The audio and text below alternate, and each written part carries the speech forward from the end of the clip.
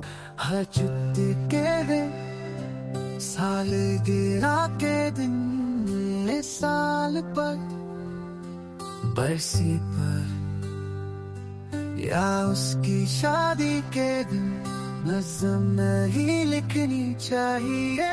शराब पीते हुए हर घूंट के दरमियान सिगरेट का कश लगाते हुए नज़म है चलते हुए लिखना खाली पे या उल्टे लेके लिखना। नज़म नहीं कहनी होती वबा के दिनों में आधे चांद की रातों में महबू के मौसम और सर्दी की दोपहरों में।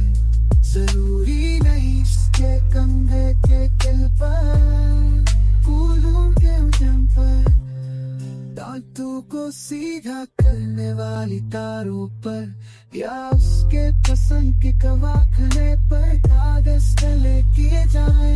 नज़म लिखनी चाहिए जो पहने के फावे दिलियों की नस्लों पर बच्चों की आवाजों पर और नाखून बनाने के मुकाबलों पर कबूतरों की जगह चंदनातों पर चाबी के गुच्छों के वजन पर और नाई की दुकान पर कते फलों की तड़ाक पर। नज़म एक संजीदा अमल है, इसे सांस की तरह बेहिसाब नहीं होना चाहिए, बल्कि भैंस के थनों में छुपे दूध की तरह तोला